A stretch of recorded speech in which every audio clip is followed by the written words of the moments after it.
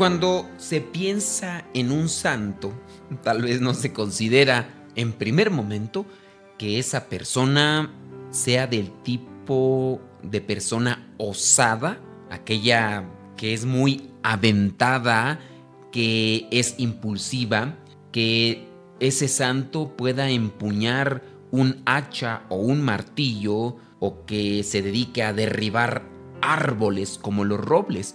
Sin embargo, si existe un santo así, y ese es San Bonifacio. Este santo nació en Inglaterra alrededor del año 680. Bonifacio ingresó a un monasterio benedictino antes de ser enviado por el Papa a evangelizar aquellos territorios que pertenecen a la actual Alemania. Primero fue como sacerdote y eventualmente lo ordenaron obispo. Y así sucede. En muchos de los casos llegan los sacerdotes, evangelizan y cuando realizan un muy buen trabajo pastoral, se les considera para que dirijan aquella iglesia, a sacerdotes, a las parroquias, y eso es lo que hace el obispo. Bajo la protección del gran Charles Martel, Bonifacio viajó por toda Alemania, fortaleciendo las regiones que ya habían abrazado el cristianismo y llevó la luz de Cristo a quienes no la tenían aún. Eso es lo que debe de hacer un obispo: fortalecer, animar, apoyar, ayudar a la iglesia.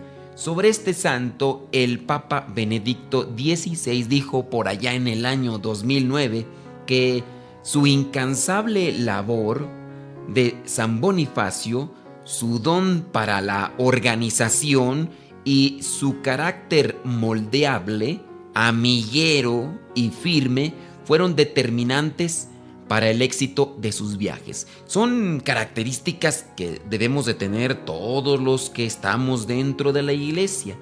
Carácter moldeable, es decir, que podamos acomodarnos a las diferentes circunstancias, que no seamos volubles, que seamos incansables en la labor apostólica, que pidamos la luz del Espíritu Santo para organizarnos y poder así ayudar. También ser de las personas gratas, amiguero, como se dice allá en mi rancho. El escritor Henry Van Dyke lo describió a San Bonifacio en el año 1897.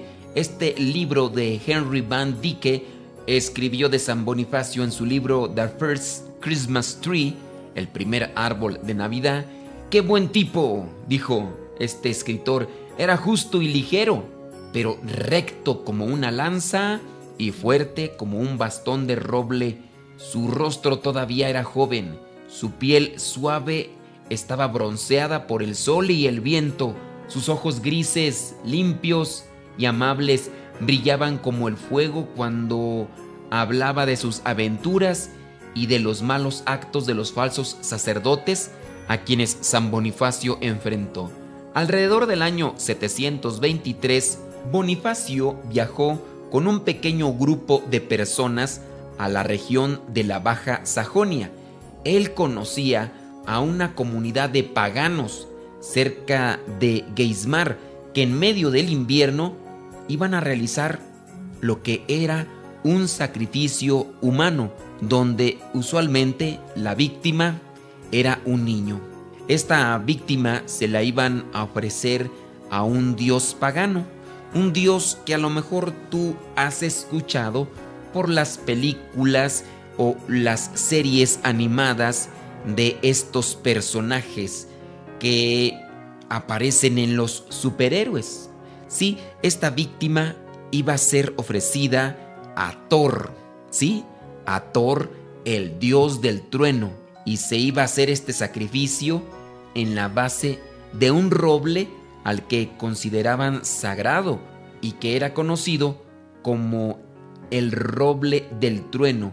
Bonifacio, acatando el consejo de un obispo que conocía, quiso destruir aquel roble del trueno, no solo para salvar a la víctima, sino para mostrar a los paganos que él no sería derribado por un rayo lanzado por Thor, porque esa era la idea, el pensamiento.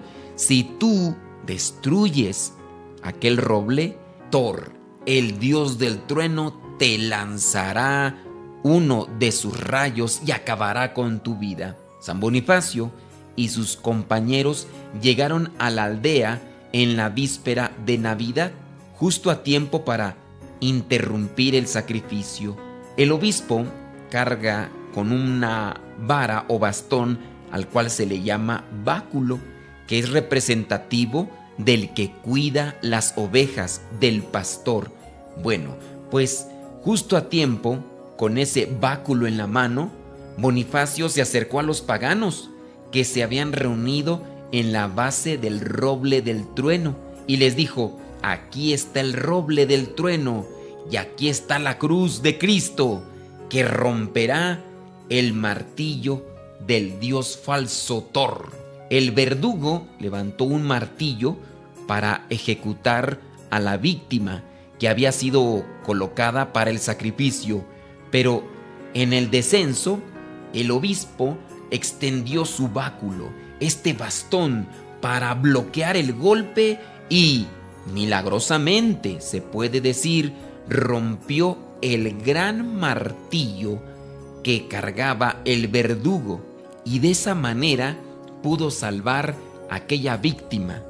Después se dice que Bonifacio habló hacia el pueblo, diciendo: escuchen, hijos del bosque, la sangre no fluirá esta noche, salvo la que la piedad ha dibujado del pecho de una madre, porque esta es la noche en que nació Cristo, el Hijo del Altísimo, el Salvador de la humanidad.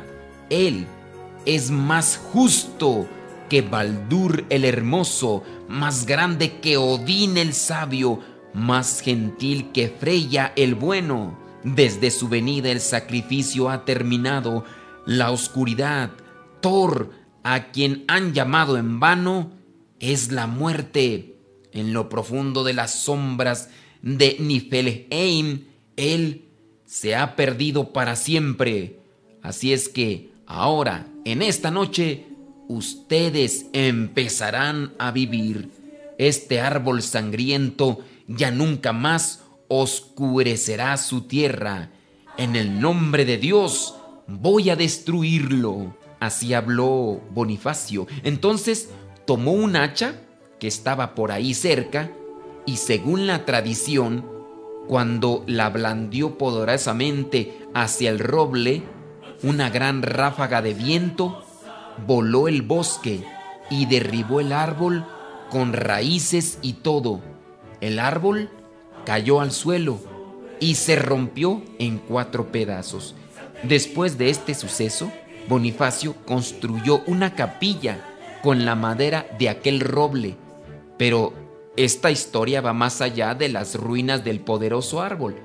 El apóstol de Alemania, Bonifacio, siguió predicando al pueblo germánico, al pueblo de la actual Alemania, que estaba asombrado y no podía creer que el asesino del roble de Thor no haya sido golpeado por su Dios.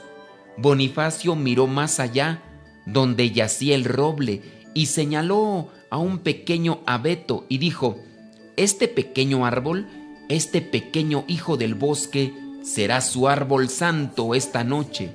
Esta es la madera de la paz.